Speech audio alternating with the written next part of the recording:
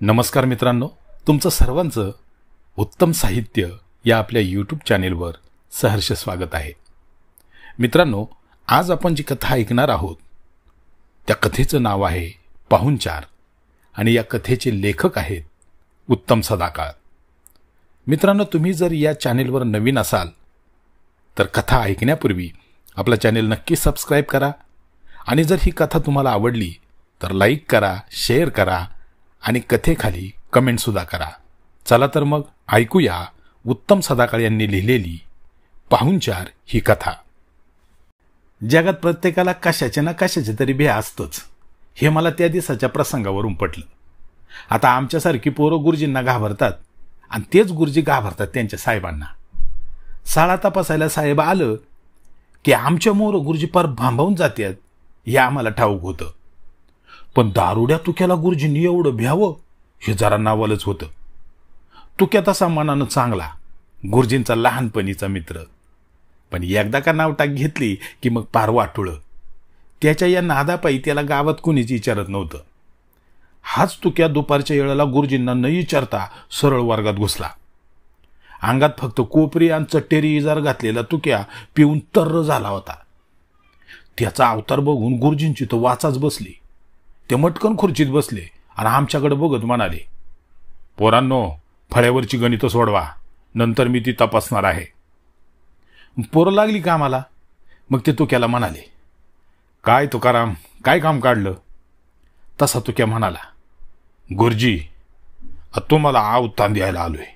आज माझ्याबरोबर लगेच घरी जेवायला यायचं, बेस्टपैकी जेवण आहे. अरे पण अजून शाळा नाही सुटली, मला लगेच नाही येता येणार, नंतर बघूया. काय म्हणता गुरुजी, येता येणार नाही? तुम्ही कसं येत नाही तेच बघतो मी. खास तुमच्यासाठी कारभारणीला जेवण बनवायला सांगितलंय, तुम्ही आलंच पाहिजे. असं म्हणत तुक्यानं गुरुजींना खुर्चीवरून वाढायला सुरुवात केली.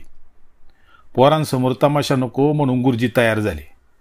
माझ्याकडे बघत गुरुजी मला म्हणाले, राघ्या, मी जाऊन येईपर्यंत वर्ग तूच सांभाळायचास. कोणी शाळेत आले तर मी पालकांची भेट घ्यायला गेलोय असं सांगायचंस.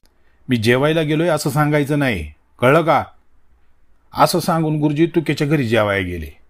गुरुजी जाताच मी वर्गाला दम भरला.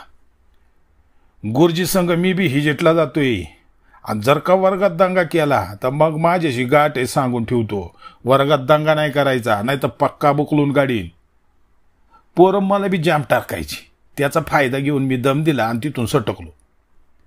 तुक्याच्या घरी मस्त फरमास बेत होता. तुक्याच्या बायकोनी मटण शिजवलेलं होतं.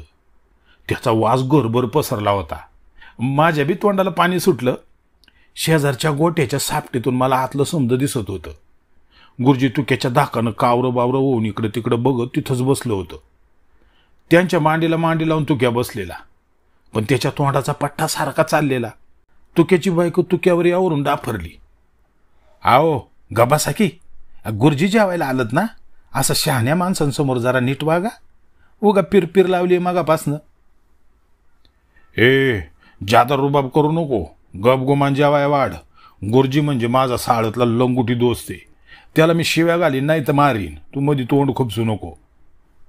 तुक्याच्या खासकावण्यानं त्याची बायको गपगार झाली. तिनं ताटं वाढली. तुक्यानं ताटात भाकरी कुस्करली आणि तो म्हणाला, गुरुजी, करा सुरुवात, धनकून हाणा मटण. गुरुजींनी पहिला घास तोंडात घातला आणि त्यांच्या डोळ्यातून खळाखळा पाणी आलं. तोंडाची पार लाई लाई झाली. कालवान जाम तिखट होतं. गुरुजींची ती अवस्था बघून तुक्या बोलला, गुरुजी, कालवान झटकेबाज आहे ना. अहो, मटण असं होतं असं डोळ्यातून पाणी काढणार, नाही तर नुसतं पुचाट पाणी खाऊन उपयोग काय? अगं गुरुजींना अजून खडवाड, खाऊ दे पोटभर माझ्या दोस्ताला. अरे नको नको, ताटात भरपूर आहे माझ्या, अजून नको मला. गुरुजी येडवाकडं तोंड करीत म्हटले, गुरुजी, नाही म्हणायचं नाही, हा तुमच्याकरता खास पाहुणचार आहे. मटण बी खास लांडोरीचं बनवले मी तुमच्यासाठी. लांडोरीचं मटण ऐकताच गुरुजींचा घास घशातच अडकला. डोळं मोठं करत ते म्हणाले, काय म्हणाला तू? लांडोरीचं मटण? वय वय, लांडोरीचंच मटण आहे. अरे बाबा, तू काय माझ्या जीवावर उठलास का काय? लांडोरी मारणं कायद्यानं गुन्हा आहे आणि तिचं मटण खाणं तेही शाळेच्या वेळात. अशानं माझी नोकरीही जाईन आणि मीही जाईन तुरुंगात. गुरुजी थरथरून बोलत होते. त्या झटकानं ताटावरून उठायला लागले. तसा तुक्यानं त्यांना पुन्हा खाली बसवलं. गुरुजी, माझ्याकडचा पाहुणा असा ताटावरनं मी उठू देत नाही. अगोदर ताटातलं समज खा. नोकरीची नका काळजी करू. तुमची तक्रार करणाऱ्याचं मी तंगडच मोडून हातात देईन. तुक्याच्या या अवताराकडे बघून गुरुजी बळच घासघाशात कुंबू लागलं. ते बघून तुक्याची बायको तुक्याला म्हटली, अहो, नसल त्यांना खायचं तर कशाला जोर करताय? गुरुजी सरकारी माणूस आहे, त्यांचं नियमबिम त्यांना पाळायला नको. तुम्ही इथं दारू डोसून दादागिरीची भाषा करता, पण बाहेर कुत्रं तरी येतं का तुम्हाला? घरात बायको मोर तेवढा रोबाब. गुरुजींसमोर बायकोनं असा पान उतारा केल्यानं तुक्याचं टाळकं सरकलं. त्यानं पुढ्यातलं ताट बायकोच्या अंगावर बिरकावला आणि तिला शिव्या देत तो तिच्या अंगावर धावून गेला. या संधीचा फायदा घेत गुरुजींनी हात दोन साळकडे दुमटोकली. मग ते पाहून मी त्यांच्या आधी सोसाट साळकडे निघालो. गुरुजींच्या आधी मी शाळेत पोहोचलो आणि आल्या आल्या मी पोरांना विचारलं, साळत कोणी आलतं का रे? तसा सुताराचा बांड्या म्हटला, हा राग्या, साहेब आलो होतो आणि ह्या मारत्यांनी त्यांना समजू खरं खरं सांगून टाकलं. मारत्या साहेबांना म्हणला गुरुजी मटण खायला गेले. साहेब लय रागावलं होतं. म्हटलं की गुरुजींना उद्या तिकडं पाठवून द्या. बांड्याचं बोलणं ऐकून मी आता कपाळावरच हात मारून घेतला आणि तेवढ्यात गुरुजी वर्गात आलं. त्यांना ही बातमी कळल्यावर त्यांनी माझ्या सकट सगळ्यांना बुकलून काढलं. आता पुढं काय होणार या काळजीनं गुरुजी चित्तागती झाली. एवढ्यात तुक्याचा चुलत भाऊ आरडत वरडत वर्गात आला. गुरुजी, गुरुजी गोळ झाला समजा. अहो, लई वाईट प्रसंग घडला बघा. तुक्याच्या चुलत भावाचा अवतार बघून गुरुजी हादरले आणि मग ते त्याला म्हणाले, अरे नेमकं काय झालं? नीट सविस्तर सांग बघू. हो गुरुजी, आता कसं सांगू? अहो, मागं तुम्ही तुक्याच्या घरी जेव्हा आला होता ना, तर तुमच्यावरून तुक्याचं आणि त्याच्या बायकोचं खडाजंगी भांडण झालं.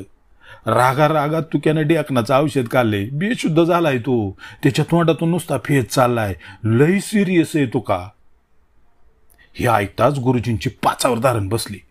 शाळेच्या याळा शाळा मोकळी सोडून आपण लांडोरीचं मटण खाय गेलो. आपल्यावरून तुक्यानं औषध खाल्लं. आता त्याचं काय जर का बरं वाईट झालं की आपण गेलो बाराच्या भावात, या विचारानं गुरुजी पार गाळाटून गेले. शाळा सोडून ते तडक घरी आले आणि त्यांनी खाटावर अंग टाकलं. त्यांच्या बाई बी घाबरल्या. गुरुजींना फणफणून ताप भरला. त्या तापात ते काय बाई बोलायला लागले आणि एवढ्यात आखरीत घडलं. गुरुजींच्या घरी खुद्द तुक्याचा आला. गुरुजींना त्यानं उठवलं. गुरुजींची अवस्था पाहून तो वरमला आणि धीर देत त्यांना म्हणाला, गुरुजी, घाबरायचं काम नाही. अहो, मी मस्त ठणठणीत आहे. औषध खायला मी काही येडाखोळा आहे वय?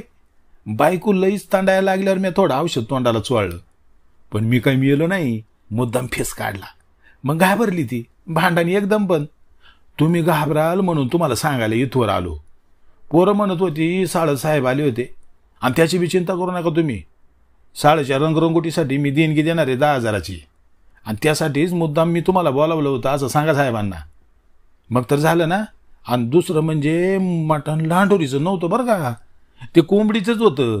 मी आपली उगा तुमची टिंगल केली. तेव्हा ते बी भ्या मनातून काढून टाका आणि बिनघोर राहावा.